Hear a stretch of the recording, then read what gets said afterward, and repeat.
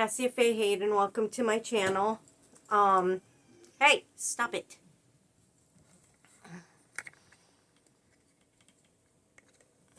Tip it a little bit more so you guys can see me. Would you stop? Stop shaking my camera. Okay? You're making my camera be off. Come here. This little buddy moved in the day before Mother's Day.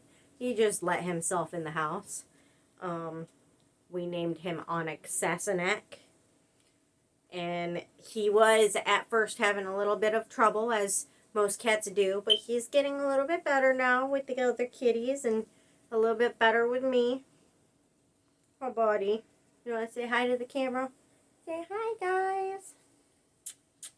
So, I have, you guys saw him last week on my last videos. However, I have more news that involves kitties. Lots and lots of good news. So on Sunday night, starting right around the time I usually go and jump in the shower, because that's exactly what I was intending on doing at 10 o'clock at night when I'm allowed to use my shower. On Sunday morning, I had every intention of going and jumping in the shower and getting my shower done and all that good stuff when little Miss Callie went into labor. So obviously she was a little bit more important than the shower, so I obviously skipped my shower in favor of helping her have her babies, which took pretty much the whole night. So she gave birth to 6 of them, which is one more than I'm used to my other cats giving birth to, because as most of you know, I used to breed. So I'm very used to having lots and lots and lots of litters of kittens. Well, 5 is the most I've actually had in a litter, and it's kind of the most common with my cats to have 5 kittens in a litter. I don't think I've ever had less than 5. I have never had more than 5. So I've had unintentional casualties. Like Morgana, she had a miscarriage of all of her kittens except for 1, and Astra's the one that survived. Callie's previous litter, she didn't miscarry, but after giving birth, she lost all of them except for Oreo. And then on my birthday, Oreo was lost due to other unforeseen circumstances that had nothing to do with her bringing up as a kitten. So she had 5 of them. I'll show them to you little by little. Stealing one. Hi, baby. I know. So she had this one first. It looks kind of like sage. The Russian blue color with a little bit of orange on it. Oh, I know. You're okay. Stop it, Trinity. I know. He likes the kittens a lot.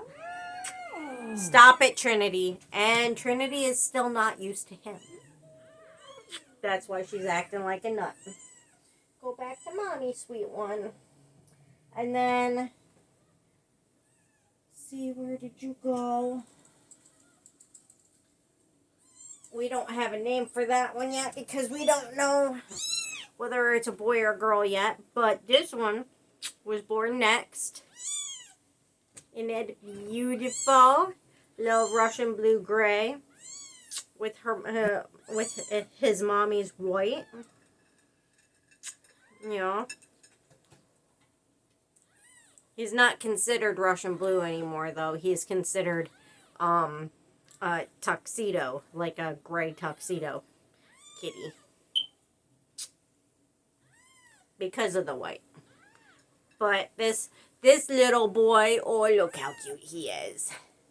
This sweet little boy, I named him Caliber after King Arthur's second sword after he broke Excalibur, in memory of Excalibur, in memory of our little Excalibur that passed away in the bear trap that one of Sam's neighbors put out last year. So we lost Excalibur, unfortunately, in a horrific manner. And this one, this sweet little boy, is named in memory of him. So there was Excalibur, and now here is Caliburn. Sweet little boy. Oh, I know. Oh, no. And then after, come here, little one. Oh. I know. I know. And then after Caliburn was born, this little guy and his twin brother, who unfortunately we lost on Wednesday. We lost his twin. They were born. This little cute boy right here. He's got a little white on his chin, on his chest. I know. You are such a sweet little boy. They're starting to get used to me holding them already. They're not even a whole week old, and they're already used to me holding them. I know, baby. So unfortunately, we lost his brother because or sister, because we didn't know the sex yet. But that one we named Danon because of Tutha Di Danon, the Fae. So in a way, he's named after Fae in memory of Fae, and in a way, he's named for the mark on the little fairy mark on his chest that denotes him as a Kate She, which is what I really wanted to name him. But he turned out to not be a girl, and I can't name a boy Kate She. so instead, I went with Danon for Tutha Di Danon. Tuatha, actually it's pronounced Tuatha Di Danon. I pronounce it wrong. I don't know why, but anyway, so we lost his brother on Wednesday. His brother was the run, and I spent a few good hours trying to bring him back, and on a heating pad, dripping some milk in his mouth, and he started to come back, but unfortunately, one of those starvation seizures kind of took him. So, I tried, and I almost did save him, but unfortunately, thanks to that seizure, I was unsuccessful. So we're from 6 down to 5, and then I'll show you the other 2 that were born. This one. Oh, not this one. Oh, I'm sorry. Oh, and you're sleeping too, aren't you? Oh, I know. I'm sorry. This one was born right after the 2 blacks. This little black tuxedo, who I named Cookie in memory of Oreo. Pretty sure it's a girl, but Cookie works for boy or girl. So either way, Cookie in memory of Oreo. I love you too. You want your mommy back? Okay, let's go back to mommy. There you go, baby. And still you. And last but not least, we've got this one, who we don't know sex yet. I'm hoping it's a girl because I'm having a hard time thinking of a name for a boy. But sweet little Ginger. You know, that's not its name. That's just the color. The name of the color. Okay, go back to your mommy because I know you need to eat. I know you have a hard time finding nipples. I know, little one.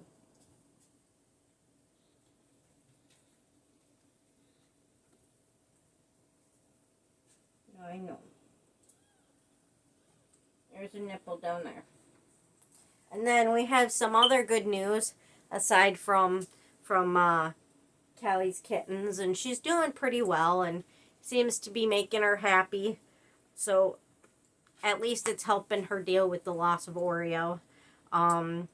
So that's kind of why we're keeping the litter, is because she's lost so many kittens. She doesn't deserve to lose a whole nother litter by us giving them away. You know, it's just not fair to her after her losing all those other kittens and then having one survive only to lose that one too. It's just not fair to her. So that's why we're keeping them. The only reason really, for her. And you know, it does help me mentally too, because I mean, all last year I lost most of my cats. Many of them stolen by Sam's neighbors. One of them killed by bear trap by one of his neighbors. And then a few of them killed here by the negligence of my landlord not fixing my shower. So, yeah. So it's been hard, with me emotionally dealing with the losses of all of those cats. I lost 3 of them on my birthday due to the negligence with the shower drain, on my birthday. And then he actually had the nerve to tell me that next time I'm paying for the drain to be fixed. And I'm like, dude, you just killed 3 of my cats by not fixing the drain when I told you to fix it. And it should have been fixed before I moved in, because he knew there was a problem. Like, even the previous neighbors who lived downstairs before knew there was a problem. They told me about the problem. It was a problem when they lived upstairs over in here before I moved in. So, I mean, it should have been fixed long before I moved in. Like, before they even moved downstairs and then moved out. So, like, it should have been fixed a long time ago. But, so, because I asked him to fix it, and then 3 of my cats died because of it, and then I insisted that he fix it, he threatened to make me pay for it. On my birthday. After losing 3 of my cats. Well, not on my birthday. He didn't say that on my birthday, but he said that, like, directly after my birthday. After losing 3 of my cats on my birthday because of his negligence. Great birthday, right? I've had a lot of bad birthdays, but losing 3 of the things that keep you going in life, the 3 of the things that you live for, that make you happy, that are family and children to you, that's definitely not a good birthday. But so yeah, so you know, it's not just Callie that needs it. I need it too, emotionally, to deal with the losses over the last year. I lost 3 of them on my birthday, and then I lost several of them over at Sam's house.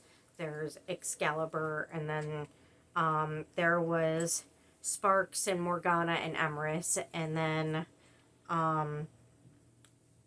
Davina, and then there was Tarot, and then Spirit and Avalon. So all of my breed kitties that were in his yard were stolen. Every single one. All of the kitties that went missing were breed kitties. Not kidding. Convenient, right? How none of the ones that people don't like automatically see them and know think, oh yeah, that's an expensive cat. The ones that people don't automatically look at and think expensive cat, those ones nobody tried to take. It was all the breed kitties that disappeared. So yeah, obviously somebody took them.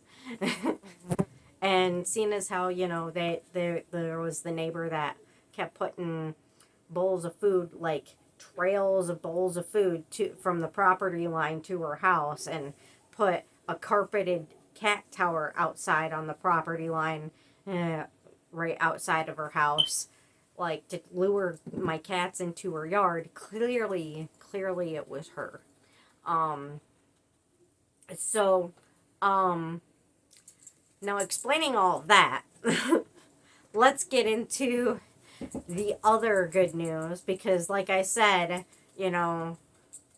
her kittens aren't just a miracle for her, they're a miracle for me because of all the losses that I've had this year, of not just her kittens, but of all of the cats I lost this last year.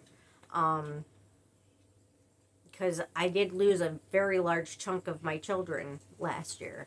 So this other good news, this other little miracle that happened, excuse me, on Wednesday.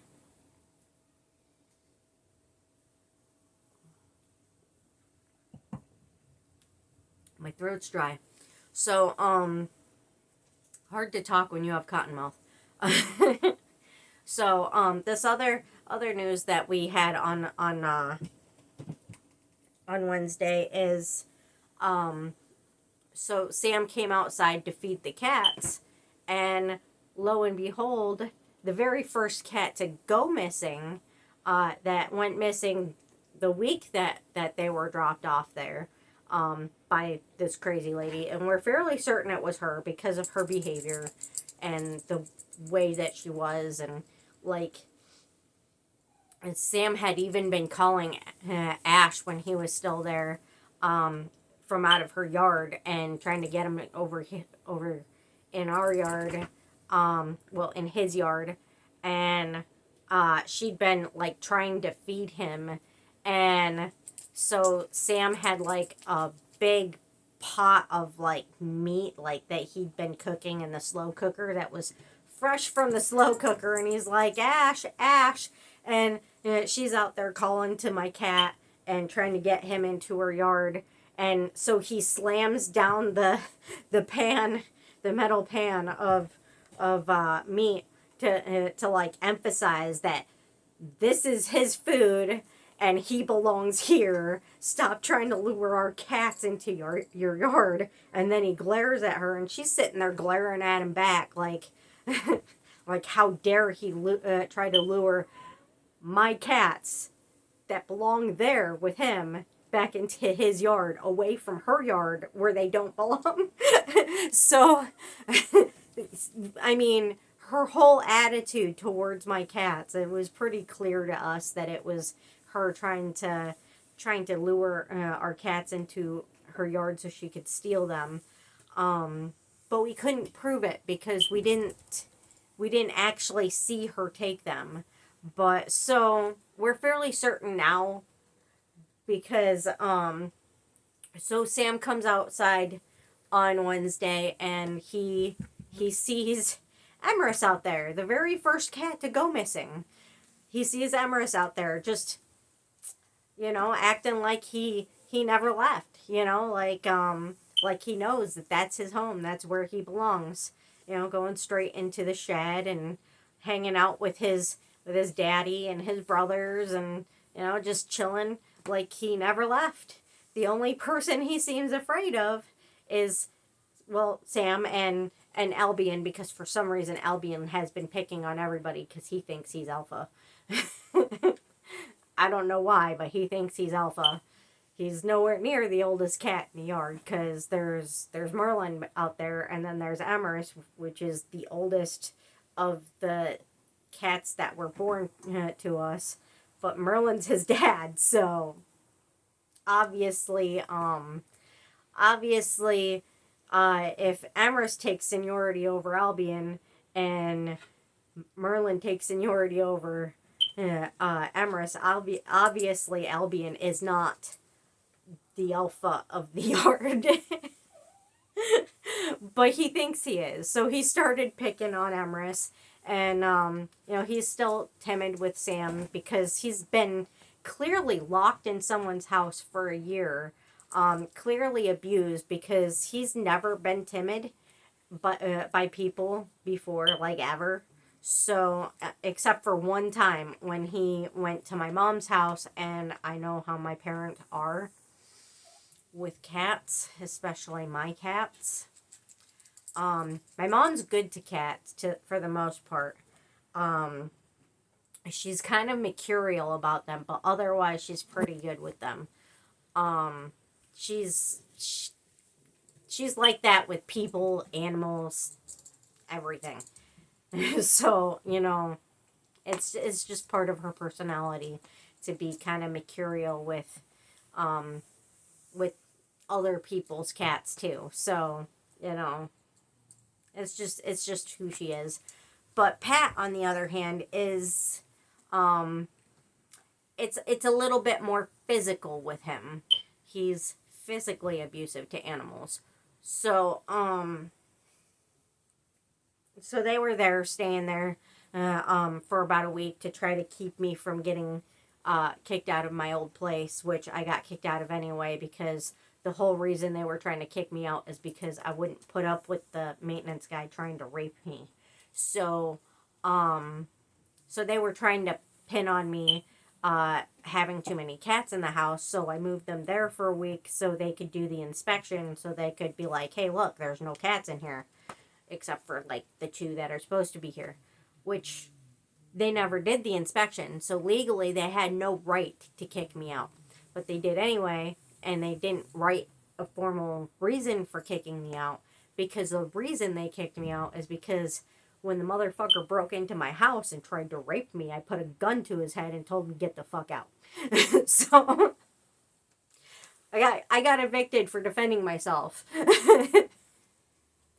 from my old place. But anyway, yeah, that was all the way back in Whispering Pines. Yes, I don't have any problem at all telling everybody in the world about how bad and where it was the issues of Whispering Pines. I don't want anybody else making the mistake of moving to Whispering Pines and then ending up possibly getting raped, or something happening to their children, or anything else horrible happening to them because of how bad Whispering Pines is. The entire park is filled with sex offenders, and the maintenance is sex offenders, which is why they don't do anything about the sex offenders they let into the park, because they hire them as staff. So, yeah. And then when you report somebody for sexually harassing you at the mailbox and trying to follow you home, they act like you're, like, imagining it and threaten to kick you out over it. So, yeah. This is why I keep telling you guys on this channel to be safe and be careful, because there are places like that everywhere. Hopefully you don't live in a place like that. I wouldn't wish it on anybody, but you got to be safe, There are places like that everywhere. There are people like that everywhere, and you just got to be safe from the people and the places like that. Better safe than sorry. But yeah, so Emrys has come home, and we know for sure that it's him, even though he hasn't come close enough to Sam yet. He sent me pictures and videos of him, and because he has Merlin's shaped head, because Merlin is Bombay, and Bombays have the round head, and Siamese cats do not have round heads at all. Like, not even remotely. They have very long shaped heads. Even the apple heads don't have as round a head as Bombays do. If Astra was over here.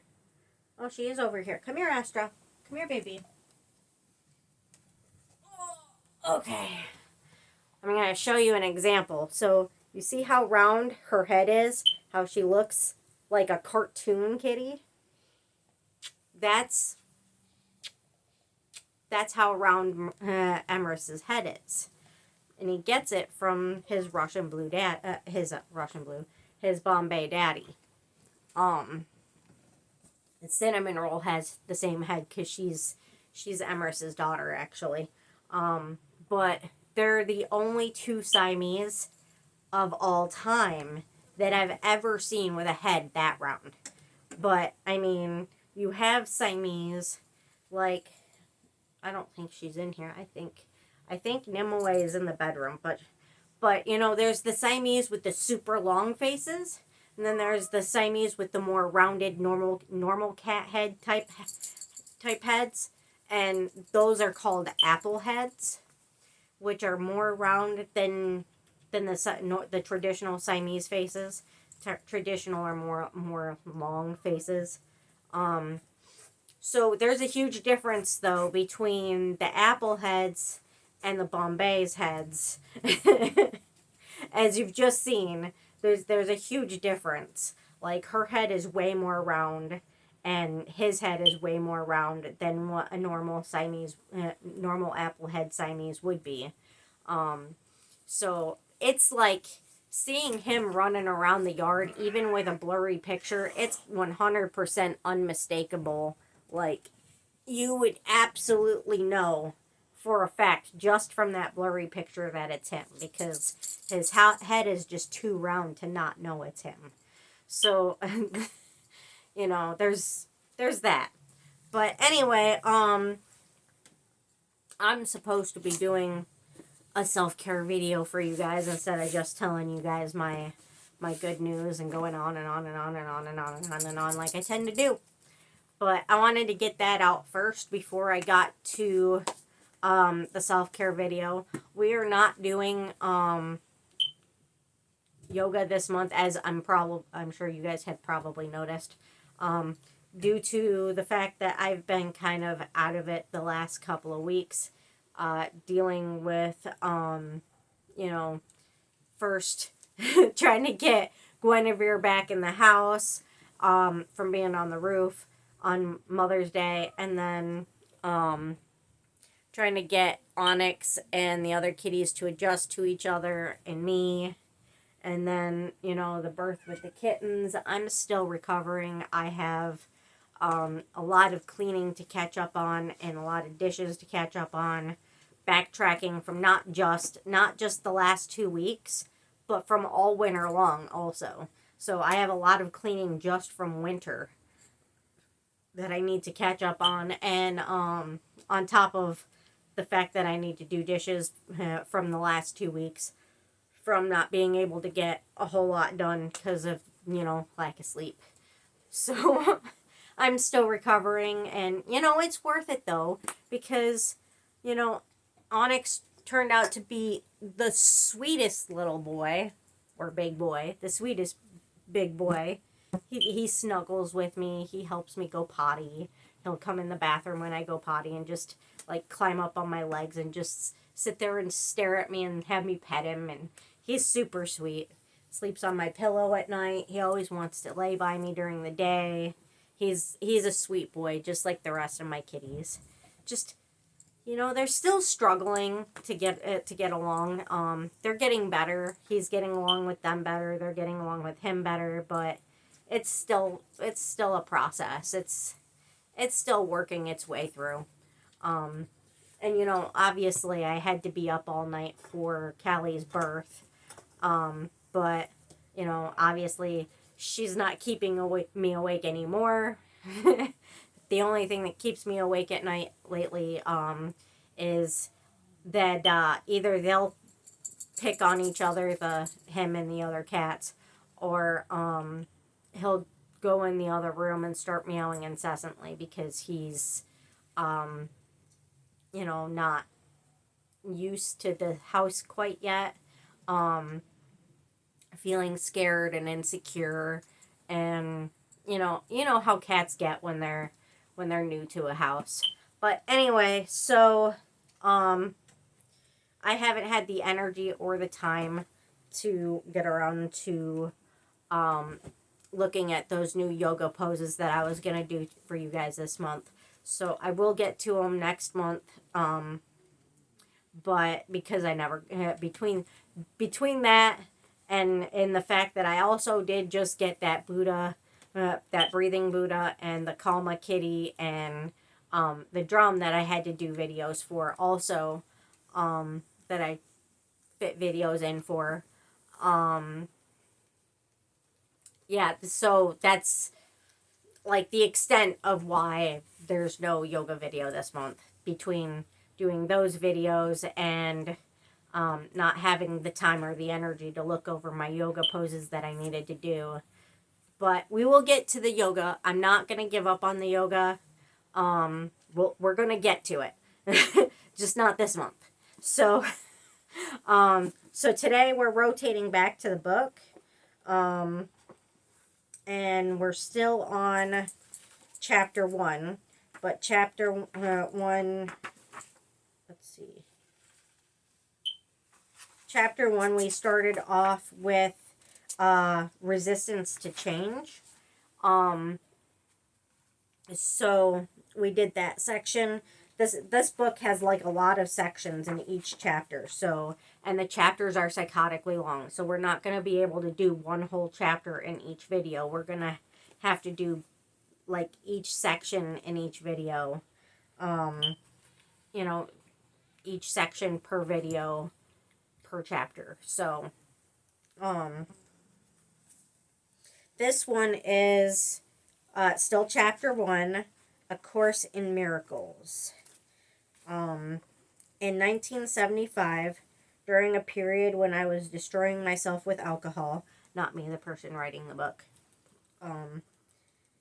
I felt that I was beyond any help. I was a militant atheist and not the least bit interested in anything spiritual. It was then that a miracle happened to me.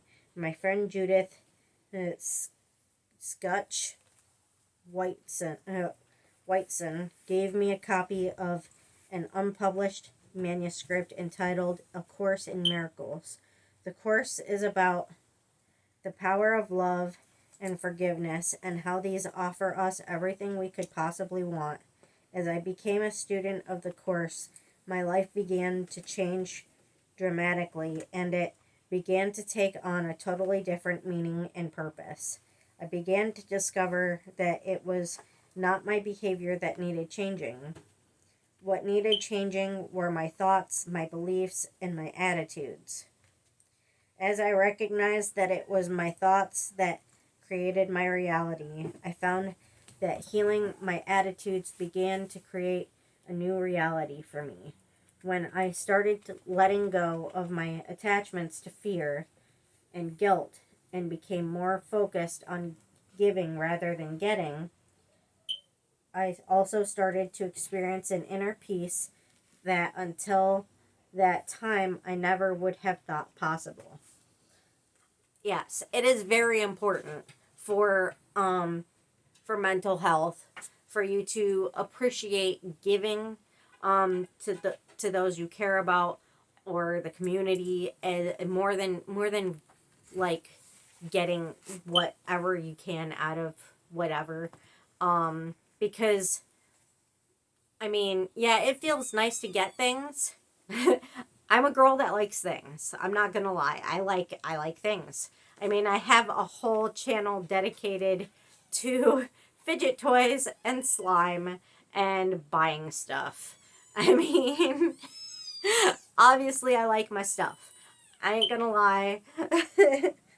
I am not gonna lie. I like my stuff. I asked her if she wants me back again, apparently. She's like, you had me in the video. I want to be in the video again. Oh, I want more attention. I love you too. But as good as it feels to get things, it does feel good. Even if you buy it for yourself, or it, you know, whether you buy it for yourself or you get it from somebody else, it does feel good to get things. We all know this. None of us are confused on this point. We all know how it feels to get something new, or have someone give us something. It's a nice feeling, right? It's a nice feeling. But another good feeling is when you are able to give something to somebody else, and the appreciation that they feel receiving it, and seeing the happiness in them receiving it. That is another very wonderful feeling. And that feeling feels so much better than the feeling of getting something. So, I mean, um, that's a great feeling, and it's really good for mental health. It really puts you in perspective, and helps you see that there's more to life than getting things.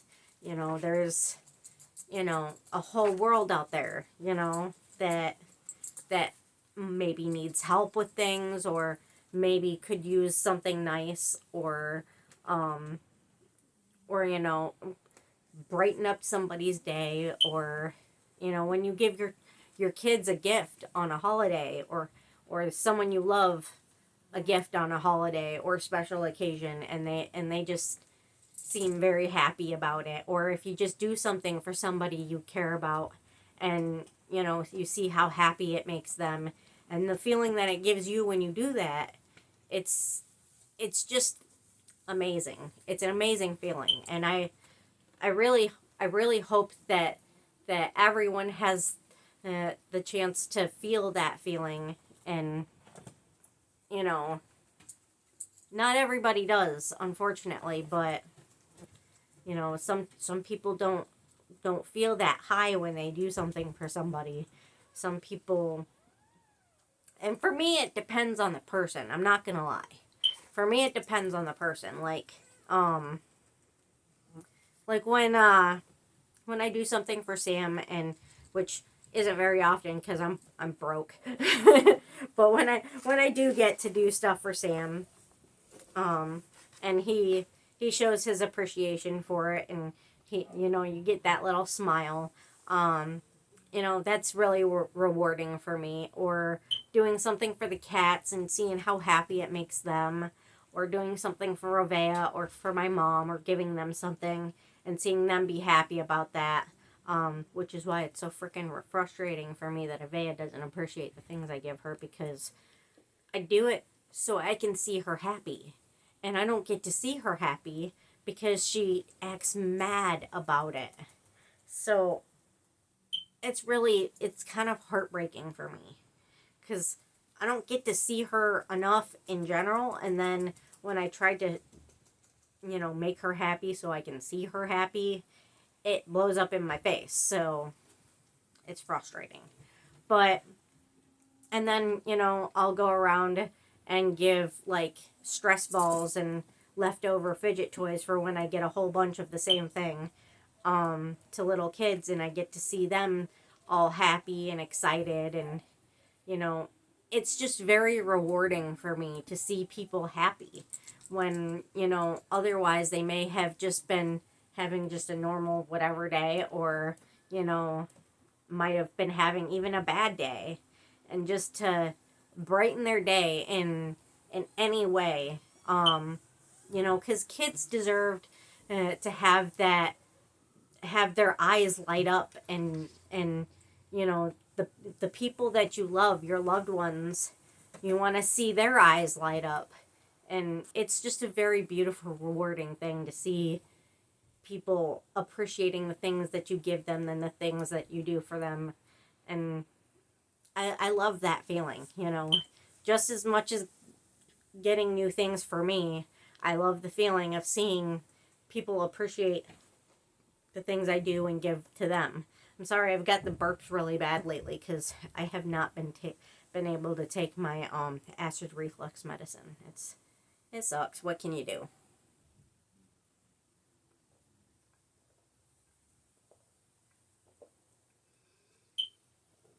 And I'm very thirsty today. I think it's because I'm running out of insulin.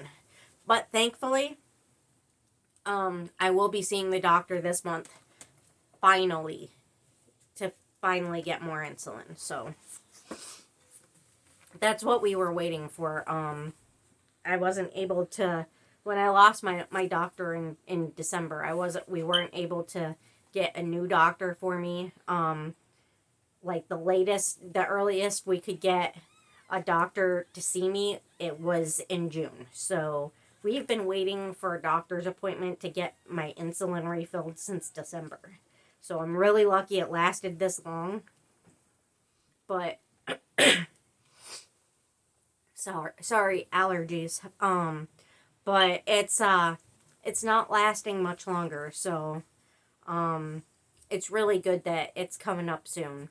So I'm really excited for that, to actually be able to eat food again every day and not have to worry about my sugar going sky high because I'm running out of insulin. So anyway, back to the book.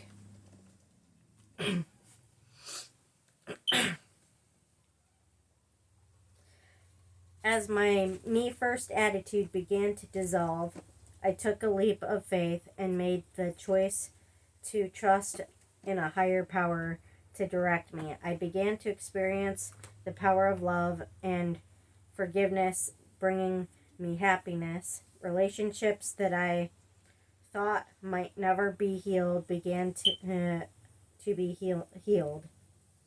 As I let go of my compulsion to control others and let God direct me, miracles of love began to happen in my life. Okay, so this is a very good point.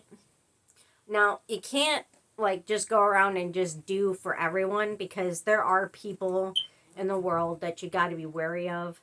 Like I keep pointing out in these videos, there are people you have to be wary of that will try to take advantage of you, will try to steal you from you and manipulate you, and especially if you're poor, those are people that you don't want screwing with your life.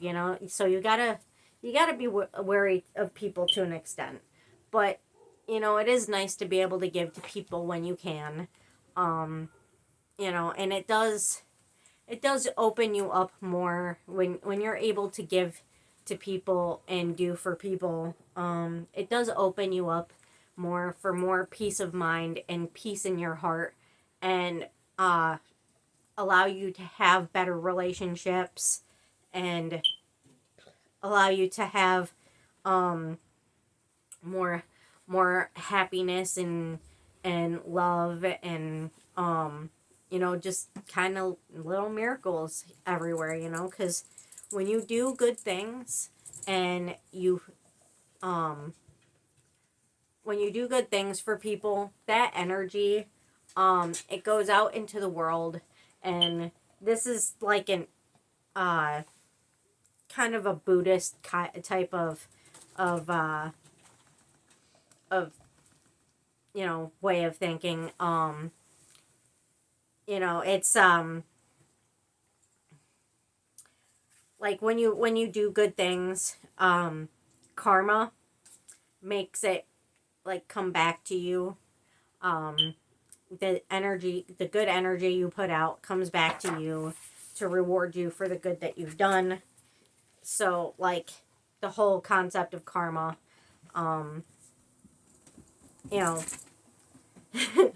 that's basically what it's implying here. It's not really saying karma. It's basically just saying higher power. But even in Christianity, there is that whole, when you do good things, that energy goes out and then it comes back to you, and God rewards you for doing those good things, whether it's God or karma or whatever you want to call it. When you do good things, good things come back to you. People see that energy and they want to do good things for you in return. Well, some people. But The universe wants to reward you for doing good, whether it be karma or God or whatever you want to call it. The universe wants to reward you for being a good person and putting good energy out there. And it doesn't just reward you physically, but it rewards you emotionally because you feel that happy feeling, that rewarded feeling when you do good things for people. So, I mean, again, you got to be safe about it, but it is a very rewarding, amazing, beautiful feeling to be able to do things for people that you care about, or, you know, random children, random people, like wherever, like, I don't want you guys to think I'm a weird creeper going around like trying to do things just for children. But yeah, if I see a little kid in the store and it's behaving really well for its mom, and you know, maybe it might like want something in the store, and the mom be like, "Oh no, not right now. We don't have the money." And the kid's like, "Okay." You know, like just taking it really well. You know, I might pull a fidget toy or a stress ball out of my bag and be like, "Here you go." Excuse me. Those burps are bad today. Or like if I see that at the soup kitchen or at church, or walking around town to get my sandwiches and my free books on Sundays.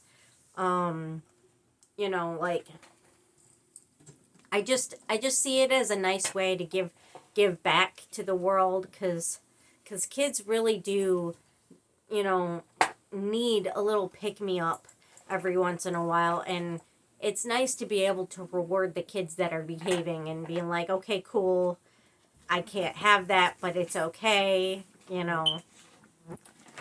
I mean, it's hard for kids to understand the concept of, we can't afford that right now, you can't have it. You know, I remember when I was a kid, I had a hard time understanding that.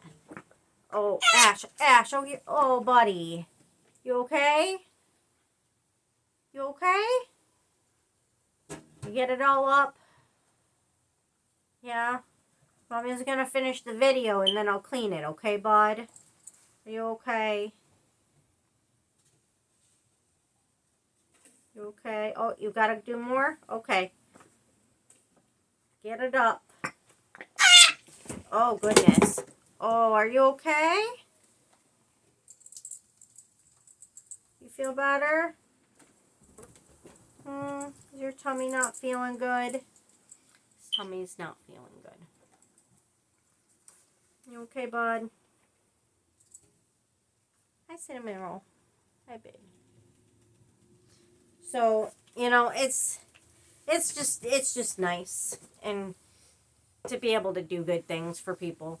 But I'm running around, along and going on and on and on and on and on. I'm probably starting to sound like a broken record by now. So that was the last of last line of that section there. So I'm gonna move on to the next section next, not next week, but next time I do one of these videos. So we don't want the video to be too long because I moved on to a different section and, you know, talking about my stuff. And I kind of need to clean up Ash's mess. So I'm going to let you guys go, and let's not forget our cards, our anxiety cards. We got to do our anxiety cards. Let's not forget those. Every week, right? We got to do an anxiety card every week. So this one is another little tabby kitty, but it's a tabby kitty with white on it. See? Isn't it cute? It says, "Take your time." And on the back it says, "Hold this moment. Contract your muscles and take a deep breath. Hold your breath and count to 10. Slowly breathe out and relax." That is a very good thing to do. I mean, I can't hold my breath and count to 10, but still, breathing to relax. That's meditation. That's good. So, as always, I'm going to take a picture of this. And here's the back. I'm going to take a picture of both the front and the back and put it at the end of the video like I always do. So, there's that. Set that aside right there. And I hope you guys have a beautiful day. If nobody has told you, you are beautiful, you are appreciated, you are loved, you are enough. And please like, share, and subscribe, and have a beautiful day. Thank you for watching. Bye-bye.